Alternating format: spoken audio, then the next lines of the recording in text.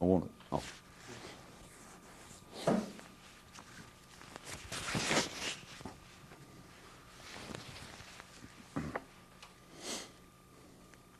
Concerning what seems to be, oftentimes, common sensations. One man said he felt like life told him not to stand there, and a friend asked, "Stand where?" The man thought about this for a while and replied, "Anywhere, I think." The reason that everyone's loved in their own hometown is because that's why they stay there.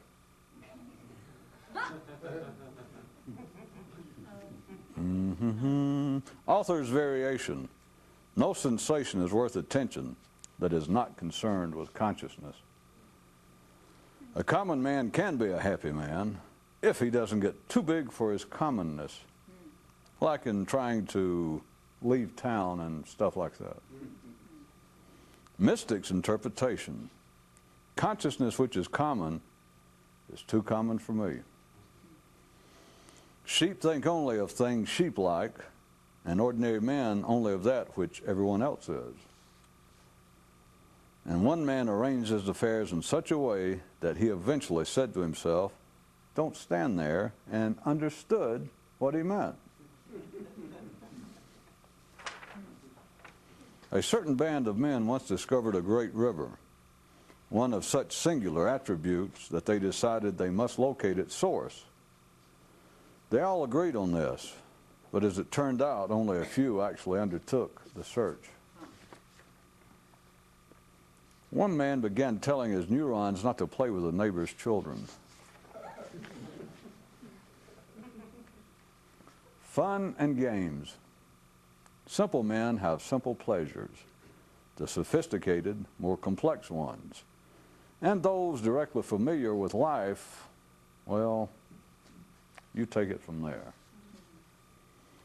Legend tells of a certain mystical school which would allow those involved therein to only feel bad if they were actually sick and had a note from their doctor or mother.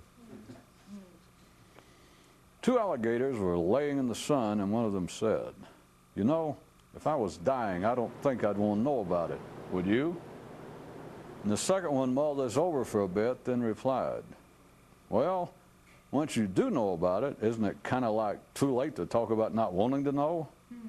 Plus, us being alligators and all, and not normally able to think about anything, am I to assume that you were speaking metaphorically anyway?" And the first alligator gave himself a big stretch and just smiled. Simple men have their simple pleasures, while the more expansive must wander farther and farther from the water hole. Songs that get sung twixt here and there. You can look at your feet, you can look at your heart, you can look at your head, but you can't see much. One reason you so seldom hear ditties from those more conscious is simply because they have discovered how to look in places and at things that others can't, so singing about later is kind of a wasted effort. You can look at your feet, you can look at your heart, you can look at your head, but through all of it, still not get hypnotized and turned into stone. As the more alert began to leave her there, Lot's wife thought, "Guess I've still got a lot to learn."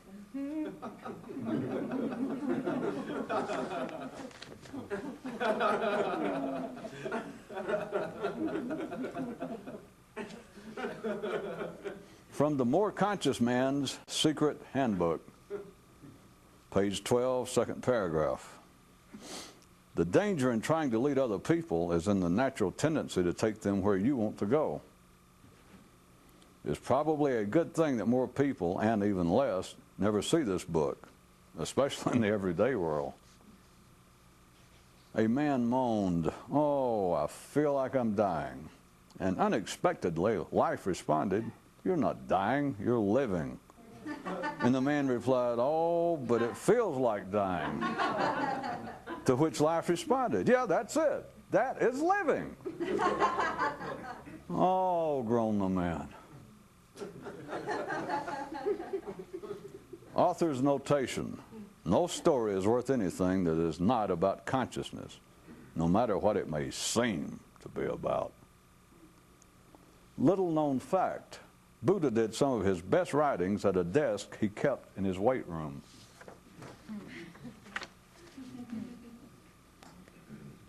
Quiz time in the city. What's the difference in ridiculing a man's religion and making fun of his shoes? One seems more important than the other. Fact time in the city. Without the inclusion of S in civilization, it could not stand. But there's no S in the word civilization. Sure there is, fool. S for seriousness. Back to quiz time again. What's the difference in pointing out a man's ignorance and noting that his suit is out of style? That's right, one of them seems of more significance than the other. Okay, back to fact time in the city. Then tell me this. Could the developed, civilized life man now leads have ever occurred without some things seeming more important than others? Well, certainly not. But what's that got to do with it? Duh. Moral time in the city. It sure is hard to ever come to any real firm conclusions over there, ain't it? One guy said, I'm on drugs. And his friend said, how can you tell? And he said, I'm alive, aren't I? The pharmaceuticals of being extant and, if human, possibly conscious. A viewer writes, I used to have real trouble distinguishing fact from fiction. That is, I thought I did, till I started watching you. A man who had read some books ranging from the areas of astronomy to zoology said to a friend, it's amazing.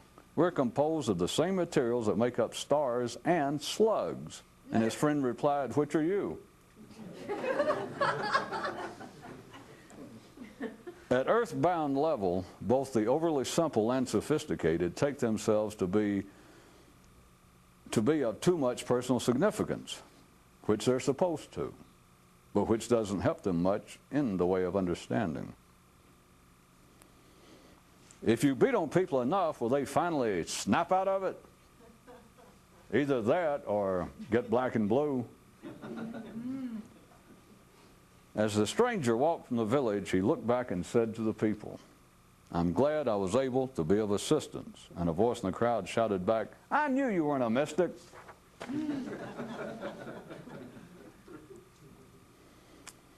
The mere physical circumstances of existence makes red red, blue blue, and green green.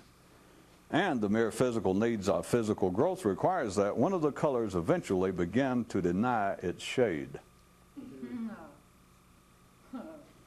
The matter of expansion and development, spelt with a capital in your face. The ordinary evolve gradually, subtly, and piecemeal, while those who really want to have at it, have at it. Our toll-free number, if you wait for a bus, it'll never come. Which, of course, is why the buses' stops are always full. Hey, wait a minute.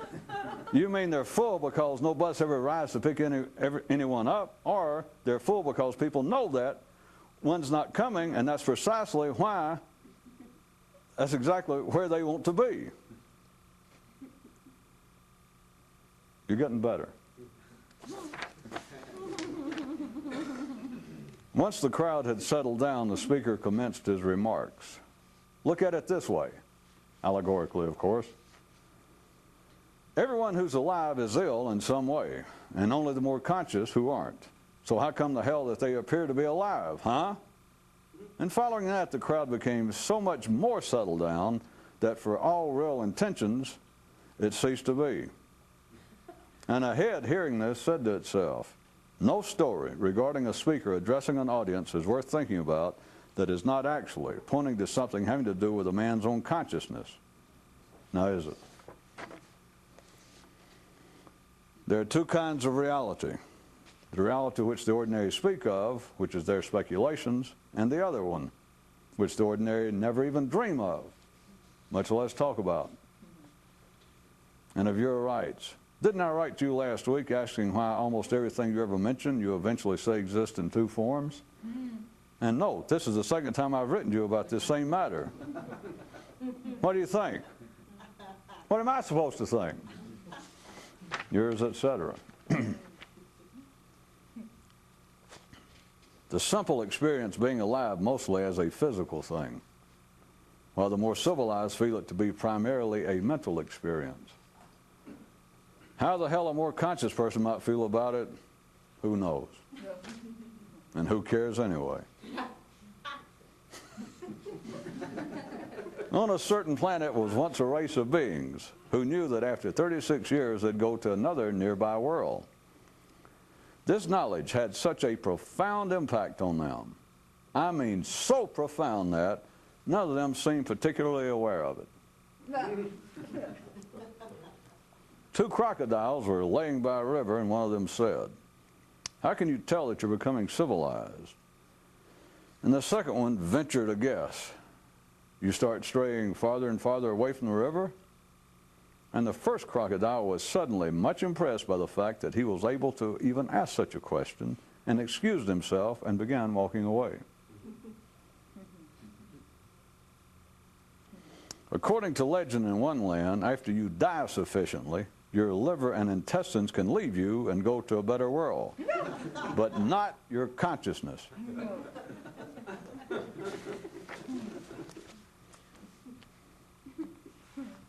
One guy's theory as to the origins of all religious and mystical rituals is that ordinary men were so annoyed over the fact that a few seemed to have actually discovered the secret, and they apparently could not, that in retaliation and reaction thereto, they came up with them.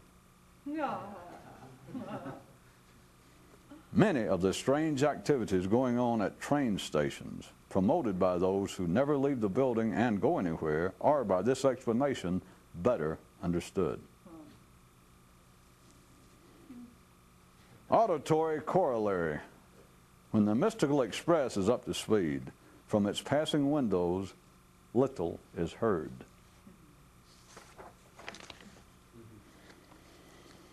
A man's expanding awareness initially reveals to him that things can be taken literally or metaphorically. But there is a level of comprehension beyond that which at first encompasses, then transcends both the literal and the metaphorical. A man's expanding awareness initially reveals to him that things can be taken literally or metaphorically.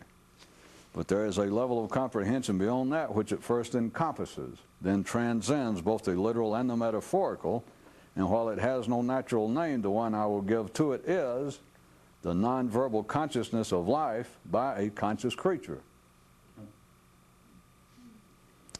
After all's been thought and said, what's left is what caused men to think and say what they did. No one tours the back lot like a mystic does, nor do they want to. A father so noted to a son, to routine perceptions, around the edges things seem to get frayed, which to a more perspective observer is a good and useful thing. A king in the middle of his kingdom is too close to the middle. A man once swallowed a tiger and became much more physically alert. He later swallowed a second tiger and became more emotionally so. He then swallowed a physics instructor and became more mentally alert. Now he wonders if all the effort was wasted, inasmuch as he was a man to begin with. Once upon a time, a guy jumped out from behind a tree and grabbed the mystic by the throat and demanded to know just what is the point of knowing where you're going if you're not actually going anywhere. Are you aware of how consistently life replays this little scene through man? Just as a reminder to himself, you know what one guy did? I mean, just as a reminder. The way that you can tell you're in the real mystical Parisian terminal is by the fact that those on the platform in charge of calling out the trains won't give you any information.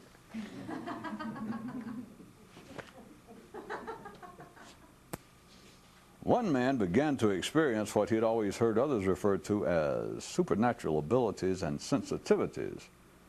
And the more he became familiar with them, the more he was struck by their similarity to his sexual energy. Self-pharmaceuticals. A more conscious man never prescribes for himself mental drugs of ideas, which are depressants. A man wrote to a mystic, "Over the last several years, I have heard you speak on numerous occasions, and at first I was impressed with what you had to say.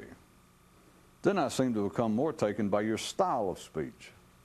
But now I've come back to being more interested in what it is that you say, and here's my question.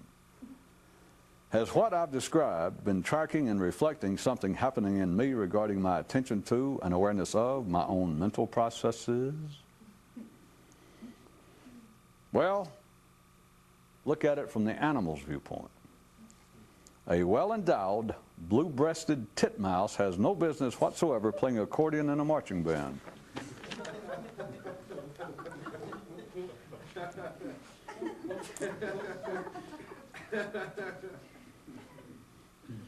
In support of his efforts regarding eating and sitting, one man, whenever he'd go in the kitchen, would always stand on the counter. Little known cosmic fact, on every consciously inhabited planet, up is up, down is down, left is left, and some is left to some of us more than others. If you live where everyone else does, you begin to look like them.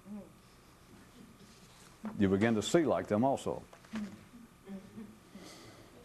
In that grand pursuit to understand life, long past the place where it should have given up, the mind will persist, insisting that it is forever, right on the verge of a major breakthrough.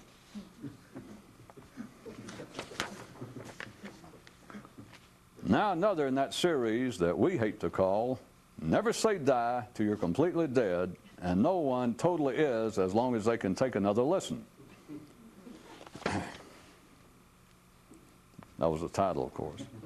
Everyone has the sound of a stream running through their yard, and most people are never satisfied until they amp it.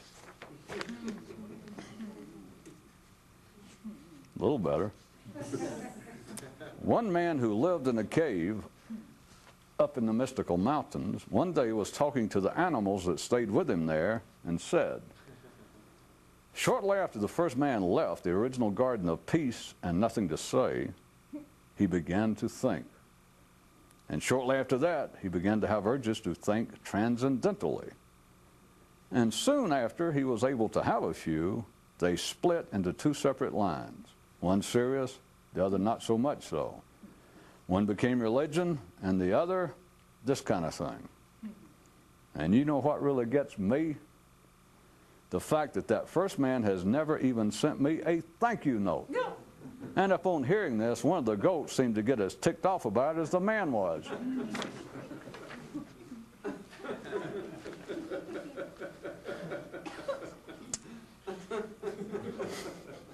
Now for some old news. Really old news. Those who don't know what they're doing are delighted to have you join them in their efforts.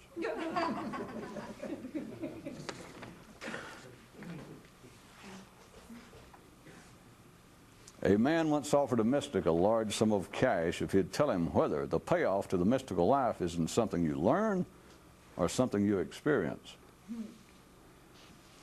Okay, the rest of the story. The mystic, being an honest sort and all, didn't take the man's money, knowing that he couldn't hear the answer, even assuming there is one. Okay, moral.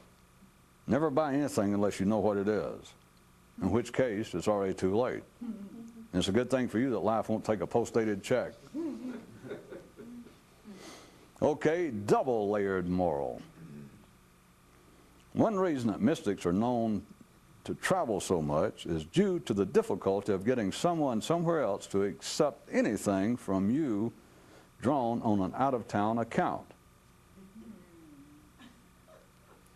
See, in contrast to what you've already heard about, that's why the more anxious and alert will push their kids to play with their neighbors, especially if they're weird and different, maybe from a foreign country and stuff. After many years of struggling for enlightenment, one man did begin to sense his tongue becoming a bit more conscious. And I'd settle for that, cried out many an alert ear. There was once a mystical activity that went by the name, I don't get it.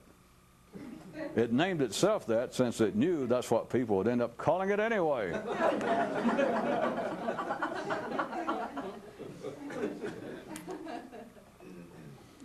In a faraway kingdom, once lived a king who told his son that, in case he ever found himself before a firing squad, that the way to avoid the incoming bullets was to run out to meet them.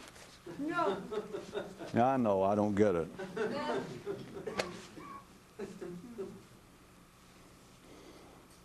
In the span of one man's lifetime,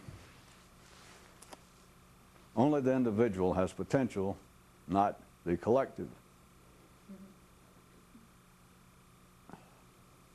This is an observable fact. This is not a theory of mine or of anyone else's.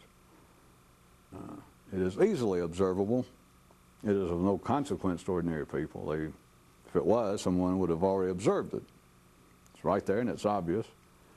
Not speaking in the area of technology, because there can be an advance made that perhaps it would, in air conditioning, that in the span of one man's life,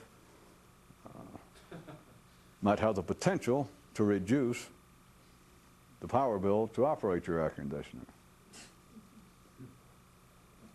But that of any transcendental, that of any singularly human significance in those areas, there is no such thing as a potential for the collective within the lifespan of one man. It is only in the span of the individual's life. I mean, it's only the individual within that time period that has any potential. No matter how they talk, if you take, by collective, you know what I mean, any grouping that you care, all the way from speaking of humanity itself, to any subgrouping, anything opposed to an individual, but the way I normally use it is speaking of humanity, period. But within a group of people, an idea can arise that they can, say within two warring factions, over apparent religious ideas, let us say, that could have been going on for several lifetimes. And then it may appear suddenly that within one of the groups, or both of them, the idea will arise that this has gone far enough, that we must change our ways, we have got to become more humane, we have got to become more consciously aware people, but it will not occur within one man's lifetime. Such changes do not happen. Now you can look upon from, I'm taking an ordinary view now, what ordinary people describe it, and say that humanity in general, that is the collective, have exercised a potential that by almost any ordinary man's view of civilization, of the history of man, that humanity is generally in better condition, that people are more humane, more charitable, more tolerant, they're more intelligent, not just educated, but they're more intelligent, they're more forward-looking than they were 2,000 years ago. But no ordinary sane person, other than some specific area of technology, as I said, so get over that. But no ordinary sane person can look upon their lifetime or anyone else's lifetime, any period of 60 or 70 years, and say that the collectives, that their humanity, their evolvement as a race of creatures, as a race of thinking creatures, made anything that begins to resemble a discernible, discrete move forward. It does not happen. It's just a fact. And I repeat, you can think about it any way you want to, but I can assure you, well, you can see it, that no ordinary sane person would deny that. I mean, it's just obvious, except you never heard it, you never thought about it. But it has significance, not as any sort of critique of humanity, because it's moving at its own pace. It's none of our business. It's no individual's business. And if you think it is, I don't know why you're listening to me, you should have a church somewhere, or be running for public office, or move to a warmer climate and take public office. If you notice, it's just, it's only the further you get away from the equator that the collective comes up with these ideas of, well, let's all get together and vote for the head wolf.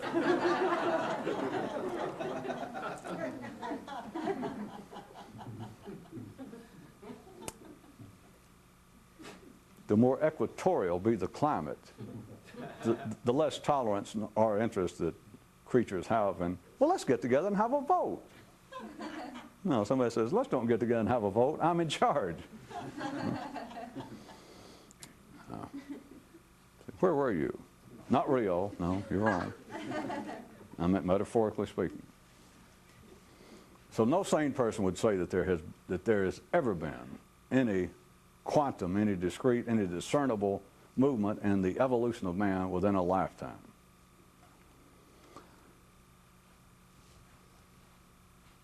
What I was going to try and draw your interest to, again, for anyone who may be watching this and be semi-virgins at it, new to it. This is not a critique, even going to another level, of humanity.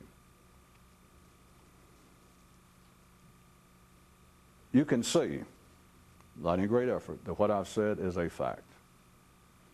The collective of humanity does not, in a single man's lifetime, it does not make any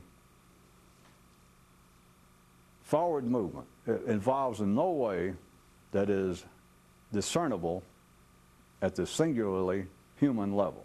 People do not become more conscious. They do not become more humane. They do not become more conscious, is the fact. The easiest English explanation, most direct. It simply does not happen. What should be of some immediate interest, once I point it out, is this fact. Once you see that that's true, it's not a theory, it just is then to realize that that being the case, there is nothing that the collective of humanity can tell an individual that's of any benefit to his evolution. Once you see that, it's past any theory, it's past any form of criticism of like, well, maybe, I don't know, maybe you're right. Maybe organized religion doesn't have they don't really know what's going on, but I bet you there's a yogi somewhere, or some cult, somewhere out there there is. I repeat, you can see, even you semi-virgins, if you know anything either about history, well, you got to know something about humanity. If I started to say history, so it would sound like it was something you could see and figure out. But it is easy enough to see that the collective of humanity does not, in any single lifespan, ever move in a discernible forward direction. The collective of humanity does not evolve in any discernible, meaningful way. In other words, it doesn't do it in the span of one man's lifetime.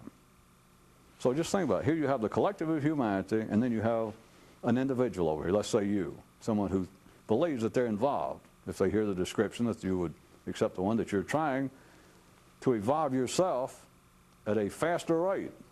Even if you don't know what it means, you just know that you're not satisfied where you are. And you have at least, once you heard it or once you thought about it yourself, you understood that your dissatisfaction cannot be ameliorated in any way, physically, materially. There just seems to be no way that you can satisfy whatever this urge is. So if you hear the kind of descriptions I've been using and you go, yes, that's it. That's what I'm trying to do. I mean, that sounds like it to me. I'll go with that until I got a better description. So let's say we've got you over here, an individual, and then you've got all of humanity. We're talking about the civilized, the sane, the middle of the road, the avant-garde of the general parade. We're not talking about anomalies. I'm talking about the collective of humanity, that which is the bedrock of the human race, they're all over here. Once you see that there they are, there's nothing wrong with them. Life is moving right along. Humanity is moving right along as fast as life makes it move. There it is, the 12 billion little feet, mine is yours, don't even have to go through 5 billion, 6 and all. The 12 billion little feet in this big collective, they're going, of course not that, but they're all marching along. They're all marching along, and if you're not mentally on your toes, you're right there in the midst of them. All you got to do is look off for a second, and you're always back there, carried right along like everyone else. You don't even have to do this, as you know. All you got to do is look off. And humanity is packed tight enough. Life has arranged it in such an agreeable fashion that most of the time you do not even have to exert any effort. You're just there, and they're so packed in, you're just off the ground. It's the other 12 million little legs doing this, and you're carried right along. Once you see that that is a fact, that you see it as the objective face of reality, no criticism, you got no anger, it just simply is. Then do you realize there are no possible sub-arguments, there are no specific criticisms or areas toward any specific area in the collective of humanity to which that deserve any criticism. There are no areas that deserve it. But there, the way in which I was trying to get you to consider tonight is also, well, that'd really leave a lot of you from half your pastimes mentally. Just go over bitching about everybody else, about the idiots. They don't know what they're doing. It's not religion, it's politicians, or it's artists. It's somebody. They don't know anything. Boy, and they thought Christopher Columbus was sharp. They should have seen you. You mean you figured out by yourself that a whole lot of humanity, of course you're really sharp, you go, nah, I didn't say a whole lot, most, okay? So it's your opinion that most of humanity doesn't know what the hell they're talking about. Yeah. No. I'm not much into civic activity, but if my vote counts, I say they should take down that damn statue of Magellan out there and put you up. There's no fooling you. Get over it. Snap out of it. Go from the negative. There is nowhere to look for any information. None.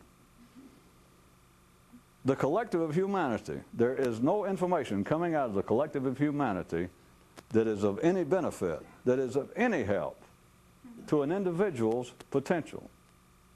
That is a fact. That is not, I wouldn't even qualify it. An alert man, a more conscious man,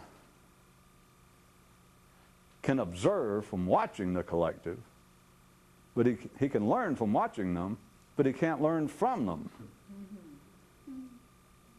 You can certainly look out at life once you get a little more conscious, that is, to the point that you're no longer hostile. You got some idea of what's going on in life, but you got some idea that life has a life of its own, and that humanity, part of its role, is for half the time to be bitching about it, to be arguing with other people over the interpretation of what life is and what it should be doing. But once you get past that, then you can learn from observing. You can learn from the activities of the collective, from observing them, but you can't learn from them.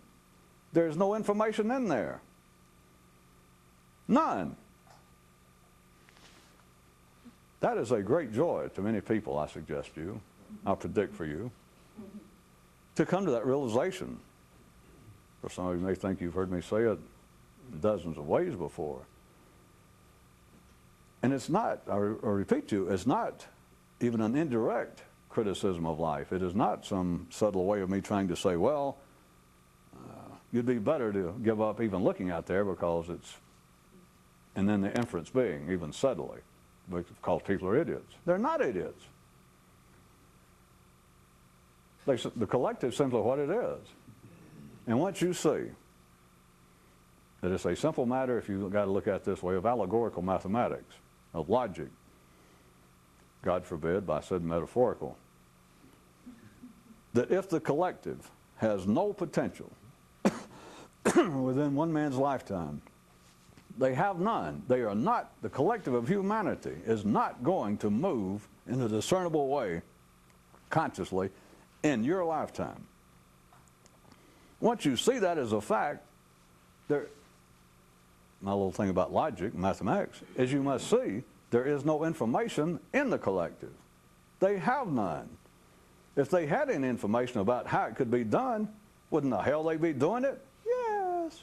You're right. Well, you'd think they would, because all sane, civilized people say they want to. Sane, civilized, sophisticated people even swear that they're exerting some personal effort in that direction, either through pursuing religion or charitable works, or trying to further their education, trying to be a better citizen, trying to be just a better human. Because you certainly cannot deny, you cannot naysay to them that that would not be some part of being more conscious, because you can't describe to an ordinary person what more conscious is. There is none. But they say would be to be a more caring person. There's no negative response possible for that. You go, okay. So they say that they have such an interest. There was a story tonight, one or two people reacted, that said that there was a band of people who once discovered a great river of such singular attributes that they decided that they must locate its source. And they all agreed on that they should. But as it turned out, only a few actually undertook the search. I assume that you know that was not a story about physical explorations. That too was a metaphor. All civilized, sane people say that they're interested in the very kind of things that this sort of activity is about. But yet if you see them trying to undertake it, well, you've got to first look hard to see them even make any effort. No criticism, but they just say they do. They're supposed to.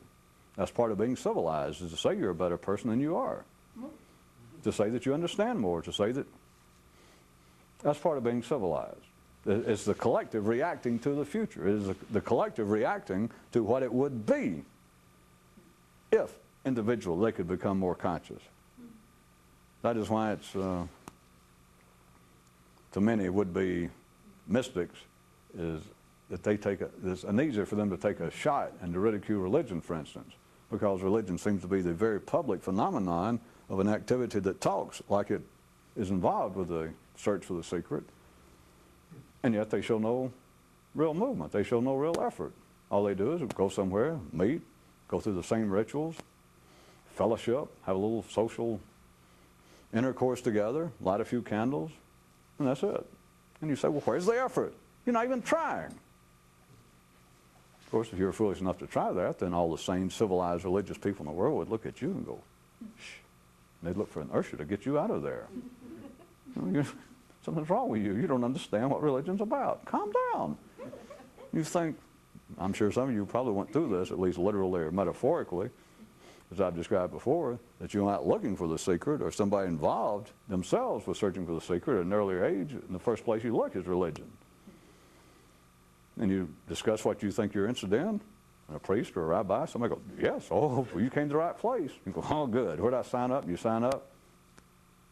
They go, well, what else? You go, where do we start? And they didn't know that you meant actually start doing it. I mean, you signed up, right? And you took the pledge, that you'll help little old Italian women across the street or do whatever it is. That's if you're Jewish. Or is that Muslim? I get them mixed up. At any rate, there is no, even though humanity collectively talks about mystical activity under various guises, and not just religious, as I said, all the way into the secular world of politics and religion. Politics and government and education. But they're still talking about it, but no one is making the effort. So what I'm saying is, since all sane people, if you start describing any of the general claimed aims of any of the world's religions, any philosophical, philanthropic group, any mystical, any traces of any so-called mystical disciplines of the past, and if you just took what would seem to be a general outline of their goal, any sane, civilized person, that is anybody in the collective, will go, yes, I'm all in favor of that. I like that. You can take the Charter of the UN, the Constitution of most civilized countries, government, and you read that to the collective, and they go, yes, yes, which is just some form of some crude allegory, at least, of what it would be to be more conscious. That's all it is. That's what the future is. That's what being a better human would be. So the collective, when they hear it, will go, yes, yes, certainly. I'm all in favor of that. Well, what do you think I am?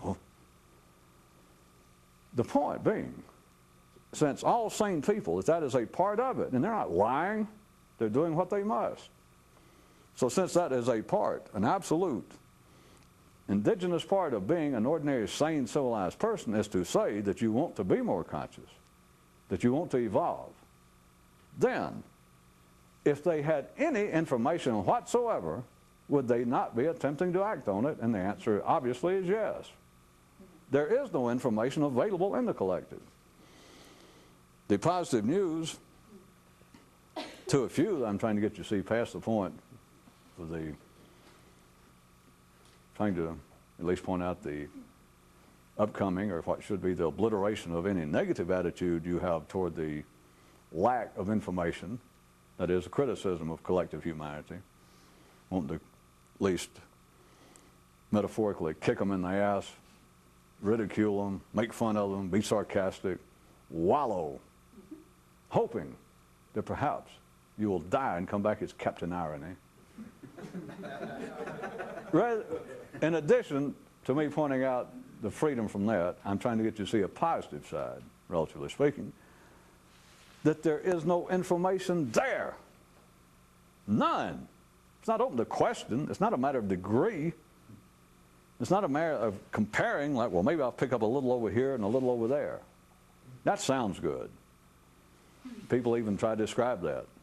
Would-be mystics, that's nothing new, is trying to say, well, I started off being a Jew, and then I became a Buddhist, and then a Hindu, and then I realized that all religions are one, and what I have done now is selectively taken the best of all religions, and now, and they may make up their own term, now I am a world religionist. That's not true. I know what they mean, and you should be able to hear what I'm saying, if they indeed got anything from that. What it was they did not learn anything from the collective. They learned from observing the collective, which I'm trying to tell you. There is no information out there. There is nothing in the collective there is nothing the collective can teach a would-be mystic. Nothing. I'm not going to do much more dramatics and turn it into even an apparent sounding hectoring, if not sermon, but you waste your time. And you waste your time to think, well, maybe I haven't looked in the right place, or maybe I do have to be more selective. Now, all you're fooling with, all you're playing with, I'll describe it to you again, so that you, at least, your efforts are not totally wasted. You can learn from observing the behavior, observing the life, observing the collective. You can learn from observing them if you've got a kind of indifferent, objective, detached view, which can't be taught. You either can or you can't after a certain period of time, which is what I mean when I refer to in the writings of people more alert, more anxious, the few. If you have any ability to do that, that is to be objective, then you can learn from observing the collective. You can learn from them, from watching them, but you can't learn anything from them. If they knew anything, they would not be the collective. If they knew anything, they could evolve in their lifetime. And we've already established all you got to do is look around, and you know they don't. There is no information in the collective of humanity. I don't care whether it's in academia, the world of religion, world of science, technology, the arts, anything. Just remember, there's a collective, and here's you over there. There's a collective, and there's you. You wouldn't confuse them, would you? The collective, you. Or, south of the toilet bowl, it's the collective and you. The collective and you.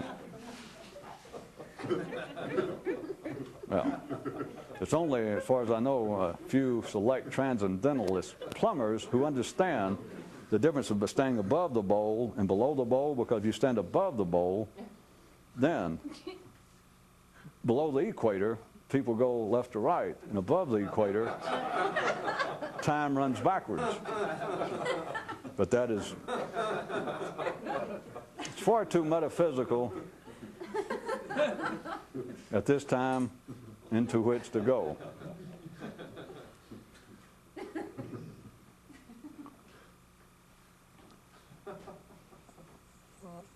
There is something occurring. There's no great significance, but it's the kind of thing that I will point out to you that you can observe from the collective of humanity.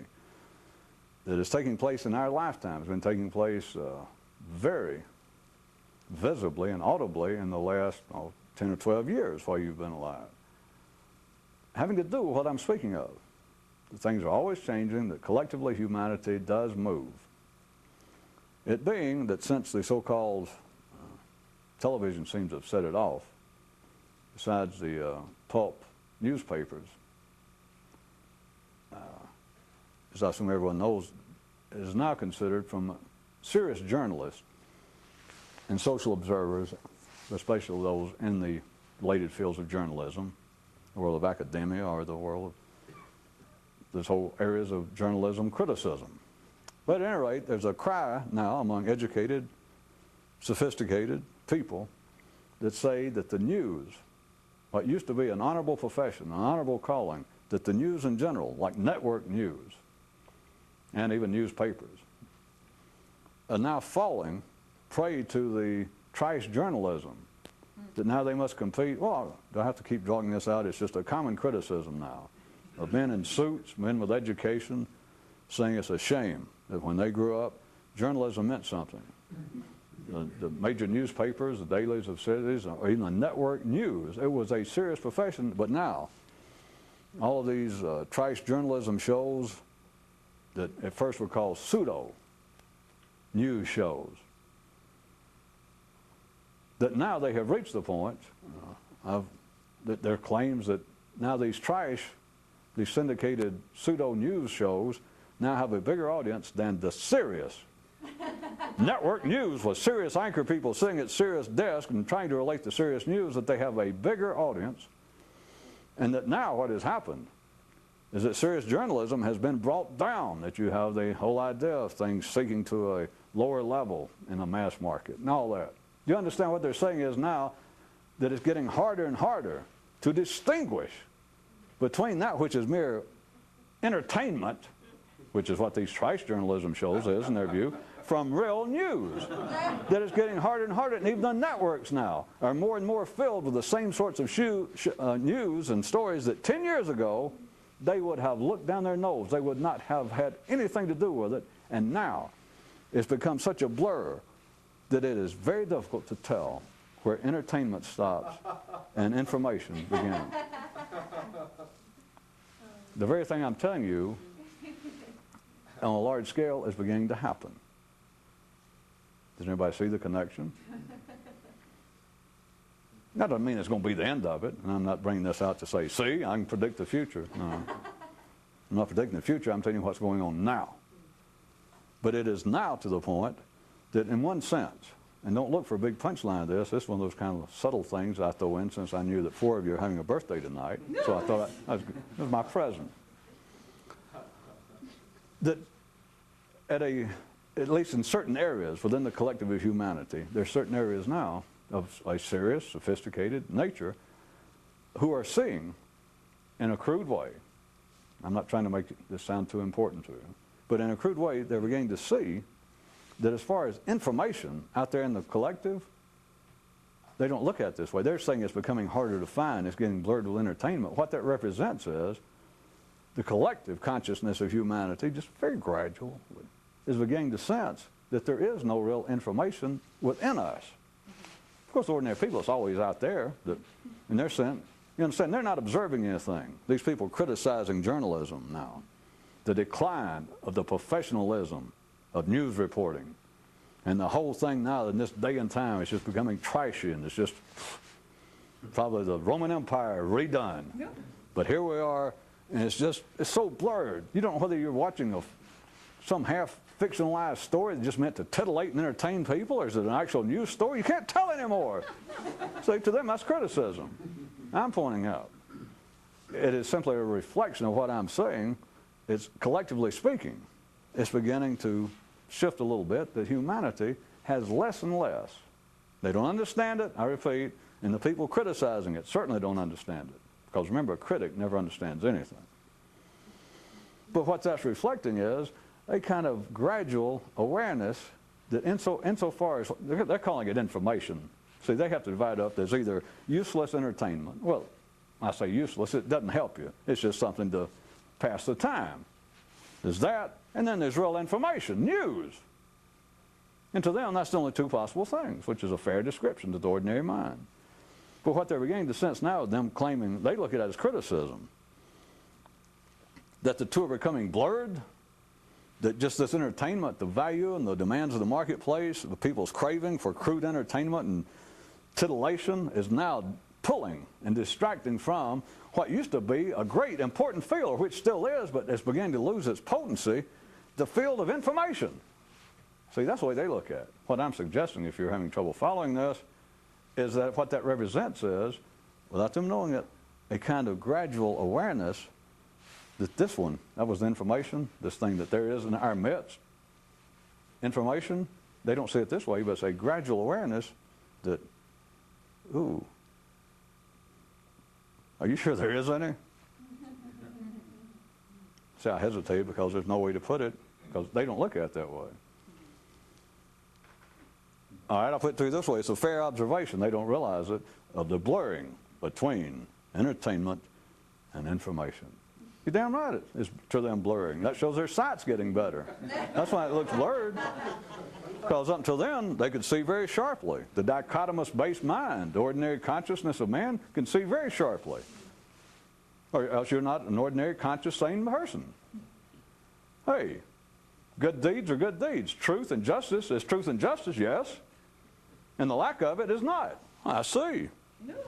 I mean, this is the only decent way for a man to behave or a society to behave, yes. But look at it over here. My God. Simply put, here's good, yes, and here's evil. Oh, I see it. They start blurring to ordinary people at a collective level, as opposed to what you'd normally think. I'm pointing out that indeed their eyesight is improving. You understand? That's allegory. It's not their eyesight, and it's not them individually. It's the collective awareness of the people involved is expanding. That's why they no longer see that it's as distinctly this as that, as opposed to that. But what, in this specific case of men now, is criticism. Individuals here and there saying that the world of pure information, knowledge and information, and it's not just TV, by the way, they're now criticizing up to the university levels, that now professors are becoming entertainers, that they have to entertain students in graduate school, people who are there paying big money and are supposed to be interested in their subject, going to be professionals. Now, you have professors coming in having to compete with their crude world of entertainment, them being bombarded, the students at home playing all the video games and going to movies, that now the professors have to entertain them. It's shocking. The world is becoming blurred, what it's representing. I repeat it. Not enough of you seem to get. I know it's hard to see because it's so obvious. It's the gradual awareness in humanity of the collective, or doubts. I'm trying to put it to you a way for you to get your finger in the crack. It's like expressing some doubts. They see it as criticism. That's beginning to get blurred, the difference between serious reporting and information and simply frivolous entertainment. Well, sure it's blurring, because one of them doesn't exist. That is the world of serious, useful reporting and information. Well, no wonder it's blurred. It doesn't exist. From the view I'm trying to get you to see, that is, of information that can actually help an individual, not help them on their income tax, not help them buy a new air conditioner that operates more efficiently. Remember, we're not talking about that. Information that would help an individual in their attempt to be more individualistically human, to become more conscious. That's what real information would be. You can talk about, well, news is important. We need to know what's going on in our government. Okay, we need to know what's going on, the foreign policies of other large governments, potential adversaries. Okay. Is that real information? Is that going to help you become more conscious? Now, ordinary people don't deal with that. But is that going to help you? And you know, surely by now the answer is no.